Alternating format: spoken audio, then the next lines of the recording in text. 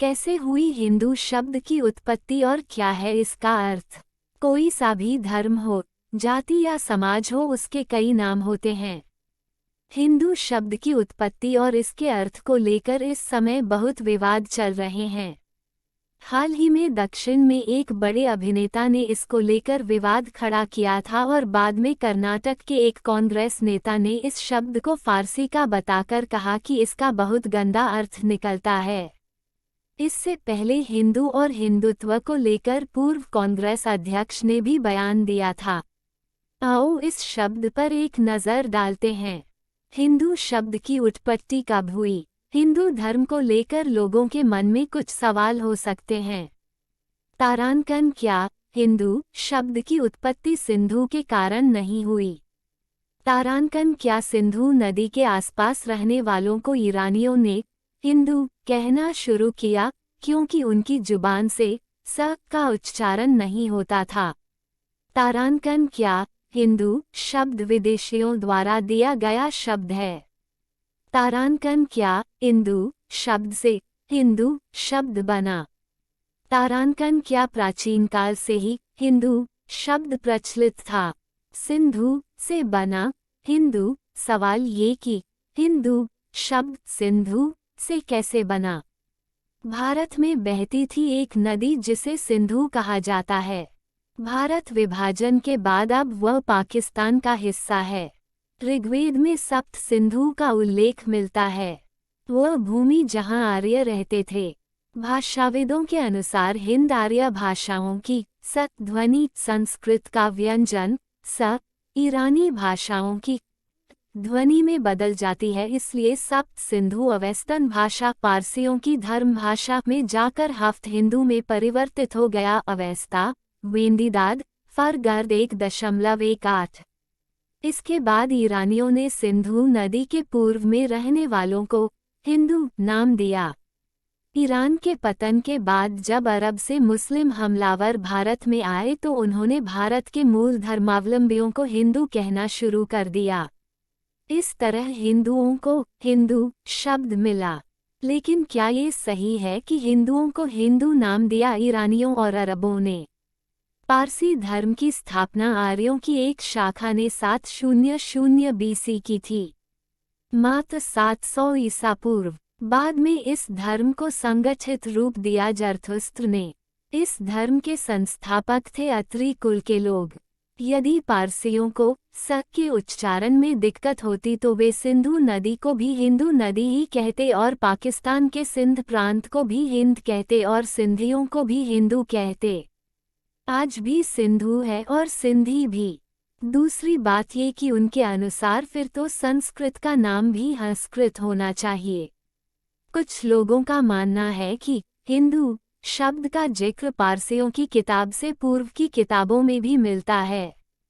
उस किताब का नाम है विशालाक्ष शिव द्वारा लिखित बृहस्पत्य शास्त्र, जिसका संक्षेप बृहस्पति जी ने किया।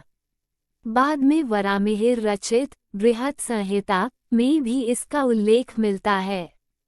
बृहस्पति आगम ने भी इसका उल्लेख किया।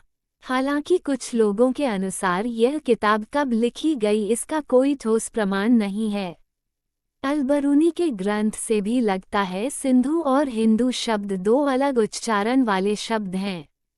अलबरूनी ने लिखा है कि उसके प्रदेश से सिंध में जाने के लिए हिमरोज उर्फ सिजिस्तान से होकर जाना पड़ता है, किंतु यदि हिंद में पहुंचना हो तो काबुल होकर जाना पड़ता है। पृष्ठ 198 खंड 1 एडवर्ड सचाव द्वारा अनुदित अलबरूनीज इंडिया उपर्युक्त से स्पष्ट है सिंधु और हिंदू दो अलग शब्द हैं। हिंदू से बना हिंदू चीनी यात्री हवेनसान के समय में हिंदू शब्द प्रचलित था। यह माना जा सकता है कि हिंदू शब्द इंदु, जो चंद्रमा का पर्यायवाची है, से बना है। चीन में भी इंदु को इंतु कहा जाता है। भारतीय ज्योतिष चंद्रमा को बहुत महत्व देता है। राशि का निर्धारण चंद्रमा के आधार पर ही होता है। चंद्रमास के आधार पर तिथियों और पर्वों की गणना होती है। अतः चीन के लोग भारतीयों को इंतु या हिंदू कहने लगे। मुस्लिम आक्रमण के पूर्व ही हिंदू शब्द के प्रचलित होने से यह स्पष्ट है कि यह नाम पारसियों या मुसलमानों की देन नहीं है। मैगस्थनीज के इंडिया शब्द की उत्पत्ति भी इंदु से ही हुई होगी। इंदु से इंडिया। इतिहास के शोधकर्ता नरेंद्र पिपलानी, जिन्होंने इतिहास की मृत्यु नामक पुस्तक लिखी है, उनका मानना है कि हिंद शब्द की उत्पत्ति वेदों में वर्णित इंद्र का अपभ्रंश है। ग्रीक के आर्यों द्वारा दिया नाम इंडिका रोमन भाषा में जाकर इंडिया तथा बाद में यही शब्द ब्रिटेन की अंग्रेजी भाषा में इंडिया बना। भारतवर्ष में आर्यावर्त नामक एक क्षेत्र था जिसका राजा इंद्र हुआ करता था। इसी इंद्र के नाम के कारण ही हिंद और बाद में हिंदू हो गया। उल्लेखनीय है कि इंद्र राजा का पारसिया देश के राजा वृतासुर से बहुत झगड़ा चलता रहता था। ये भी विचारणीय है कि जर्मन और रशियन लोगों के द्वारा आज भी भारत को इंदर के रूप में याद रख जाता है। हिमालय से हिंदू। एक अन्य विचार के अनुसार हिमालय के प्रथम अक्षर ही एवं इंदु का अंतिम अक्षर नदु, इन दोनों अक्षरों को मिलाकर शब्द बना हिंदू और यह भूभाग हिंदुस्तान कहलाया। हिंदू शब्द उस समय धर्म की बजाय राष्ट्रीयता के रूप में प्रयुक्त होता था।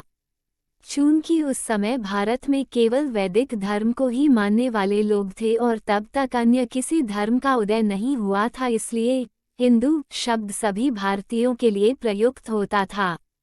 भारत में हिंदुओं के बसने के कारण कालांतर में विदेशियों ने इस शब्द को धर्म के संदर्भ में प्रयोग करना शुरू कर दिया। श्लोक। हिमालयात् समारभ्य यावत् इंदु सरोवरम तम देवनिर्मे देशम हिंदुस्थान प्रचक्षते बृहस्पति आगम। अर्थात हिमालय से प्रारंभ होकर इंदु सरोवर हिंद महासागर तक ये देव निर्मित देश हिंदुस्तान कहलाता है। हिंदू शब्द का अर्थ। पहला अर्थ श्लोक में कहा गया है। ओकार मूलमंत्र आध्या पुनर्जन्म दृढ़ाशय। गो भक्तो भारत गुरु इंदुर हिंसंदूषिक हिंसया दुअते चित्तम तेन हिंदुरिति रेत। ओकार जिसका मूल मंत्र है, पुनर्जन्म में जिसकी दृढ़ आस्था है, भारत ने जिसका प्रवर्तन किया है तथा हिंसा की जो निंदा करता है, वो हिंदू है। बृहस्पति आगम। दूसरा अर्थ वे लोग जो विदेशियों के द्वारा बताए गए इतिहास पर यकीन करते हैं, उनके अनुसार हिंदू शब्द का अर्थ होता है काफिर, बुतपरस्त, काला, लुटेरा आदि कुत्सित होता है। इसलिए सनातन धर्म को हिंदू शब्द से जोड़कर नहीं देखा जाता है। हिंदुकुश पर्वत क्षेत्र से जुड़ा हिंदू शब्द का इतिहास। कुछ इतिहासकारों के अनुसार हिंदू शब्द पारसियों की देने हैं। वे सिंध से जुड़े संपूर्ण क्षेत्र को हिंदू भूमि मानते थे। बाद में जब वे पारसी मुसलमान बन गए तो उन्होंने हिंदू शब्द के साथ काफिर जोड़ना शुरू कर दिया। हिंदुकुश पर्वतमाला के इतिहास से ही भी इस शब्द का अर्थ निकलकर आता है। हिंदुकुश पर्वतमाला को पहले हिंदुकुश नहीं कहते थे। ये प्राचीन भारत में पारियात्र पर्वत कहलाता था। कुछ विद्वान इसे परिजात पर्वत भी कहते हैं। अरबों द्वारा इस क्षेत्र को कब्जे में लेने के बाद इस क्षेत्र का नाम बदल गया। ये पर्वतमाला सिल्क रूट का एक हिस्सा है। इसमें बहुत से दर्रे हैं जिसके उस पार कजाकिस्तान, तुर्कमेनिस्तान, उज्बेकिस्तान, चीन, रशिया, मंगोलिया, रशिया आदि जगह जा सकते हैं। हिंदुकुश के दर्रों से सीधे चीन जाने वाला रास्ता था, लेकिन इन दर्जे में काफिले खो जाते थे। इसका दूसरा नाम हिंदू केश भी था। केश का अर्थ अंतिम सिरा। इसे हिंदू केश इसलिए कहते थे कि यहाँ भारत की सीमा का अंत होता है। केश का अर्थ होता है अंत। जैसे हमारे शरीर में केश बाल अंतिम सिरे के समान होते हैं। यहाँ तक भारत में रहने वाले हिंदुओं का क्षेत्र था, अर्थात हिंदुओं के क्षेत्र की सीमा का अग्रभाग। ये भी कहते हैं कि यहाँ भगवान राम के एक बड़े बेटे कुश ने तपस्या की थी, इसलिए इस कुश कहने लगे। पश्चिमोत्तर भारत में विदेशियों का आक्रमण मौर्योत्तर काल में सर्वाधिक हुआ। सबसे पहले इस क्षेत्र पर यूनानियों ने आक्रमण किया। फिर सिकंदर ने जब इसे अपने कब्जे में ले लिया तो इसका नाम यूनानी भाषा में कॉकासोस इंडिकोस यानी भारतीय पर्वत बुलाया जाने लगा। बाद में इनका नाम हिंदू कुश, हिंदू कुह और कुई हिंदू पड़ा। कुह या को का मतलब फारसी में पहाड़ होता है। बहुत से तुर्की, चीनी और अरब के लोग जो यहाँ आते जाते थे वे क्षेत्र शब्द नहीं बोल पाते थे। क्षेत्र को क्षेत्र कहते थे। का जोड़ श जोड़ त्र उक्त 3 शब्द से मिलकर बना क्षेत्र, इसलिए कुछ लोग हिंदू क्षेत्र भी कहते थे। इस तरह ये क्षेत्र शब्द बोलने वाले लोगों के कारण बिगड़ता गया। क्ष और त्र बोलना आम लोगों के लिए थोड़ा कठिन था, इसलिए इसमें से त्र भी हटा दिया गया और रह गया हिंदू केश। इस तरह बदला हिंदू शब्द का अर्थ। सन 1333 ईस्वी में इब्न बतूता के अनुसार हिंदुकुश का मतलब मारने वाला था। इसका मतलब था कि यहाँ से गुजरने वाले लोगों में से अधिकतर ठंड और अन्य प्राकृतिक आपदाओं के कारण मर जाते थे। लेकिन इब्न बतूता की इस बात का कुछ लोगों ने गलत अर्थ भी निकाला। उनके अनुसार उत्तरी भारतीय उपमहाद्वीप पर अरबों तुर्कों के कब्जे के बाद हिंदुओं को गुलाम बनाकर इन पर्वतों से ले जाया जाता था और उनमें से बहुत से हिंदू यहाँ बर्फ में मर जाया करते थे। इस तरह की बातें करने वालों ने खुदकुशी से इस शब्द का अर्थ लिया। यहाँ हिंदू खुदकुशी कर लेते थे, इसलिए पहले हिंदू कुशी और फिर हिंदू कुश हो गया। माना जाता है कि तैमूर जब 1 लाख गुलामों को भारत से समरकंद ले जा रहा था तो एक ही रात में अधिकतर लोग हिंदू को पर्वत की बर्फीली चोटियों पर सर्दी से मर गए थे। इस घटना के बाद उस पर्वत का नाम हिंदू कुश हिंदुओं को मारने वाला पड़ गया था। लेकिन हिंदू कुश नाम तो सिकंदर के पहले से ही प्रसिद्ध है। फिर हिंदुओं के मरने से यह नाम कैसे पड़ा, ये समझ से परे है। हिंदू शब्द से पहले कौन सा शब्द था प्रचलित? भारत में हिंदू शब्द से पहले 2 शब्द प्रचलित थे। पहला वैदिक और दूसरा सनातन। आर्य और द्रविड़ शब्द का हिंदू धर्म या सनातन धर्म से कोई लेना देना नहीं है।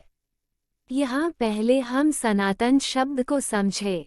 सनातन शब्द का अर्थ ये पथ सनातन है। समस्त देवता और मनुष्य इसी मार्ग से पैदा हुए हैं तथा प्रगति की है। हे मनुष्यों, आप अपने उत्पन्न होने की आधार रूपा अपनी माता को विनष्ट न करें। ऋग्वेद 3:18-1। सनातन का अर्थ है जो शाश्वत हो, सदा के लिए सत्य हो। जिन बातों का शाश्वत महत्व हो वही सनातन कही गई है। जैसे सत्य सनातन है, सत्यम शिवम सुंदरम ही सनातन है। वह सत्य जो अनादिकाल से चला आ रहा है और जिसका कभी भी अंत नहीं होगा वही सनातन या शाश्वत है। जिनका न प्रारंभ है और जिनका न अंत है उस सत्य को ही सनातन कहते हैं। यही सनातन धर्म का सत्य है। वैदिक या हिंदू धर्म को इसलिए सनातन धर्म कहा जाता है। ओम अस्तो मां सदगमय तमसो मां ज्योतिर्गमय मृत्योमा अमृतगमय। वेदारण्य उपनिषद। भावार्थ अर्थात हे ईश्वर, मुझे असत्य से सत्य की ओर ले चलो, अंधकार से प्रकाश की ओर ले चलो, मृत्यु से अमृत की ओर ले चलो। आर्य शब्द का अर्थ आर्य का अर्थ होता है श्रेष्ठ। अधिकतर लोगों ने या कहें कि हमारे तथाकथित जाने माने इतिहासकारों ने लिखा है कि आर्य एक जाति थी जो मध्य एशिया से भारत में आई थी और जिसने यहाँ के दास और दस्यु को हाशिए पर धकेलकर राज्य किया था। उनकी यह धारणा बिल्कुल ही गलत है। यहाँ ये बताना जरूरी है कि आर्य नाम की कोई जाति नहीं थी। आर्य नाम से कोई धर्म भी नहीं था। आर्य उन लोगों को कहा जाता था जो वेदों को मानते थे, और जो वेदों को नहीं मानते थे उन्हें अनार्य कहा जाता था। वेदों को मानने वालों में भारत की कई जातियों के लोग शामिल थे। आर्यों के बारे में पश्चिम का मत पूर्णतः गलत है। आर्यों के काल में ऐसे भी कई आर्य थे जिनके पूर्वज वेद को मानकर ही आर्य कहलाए थे। जो वेदों को नहीं मानते थे फिर भी वे आर्य कहलाते थे। जैसे आज ऐसे कई हिंदू हैं जो नास्तिक है फिर भी है तो हिंदू ही। यहाँ ये बताना जरूरी है कि शूद्र भी आर्य थे। इसके सैकड़ों उदाहरण शास्त्रों में मिलेंगे।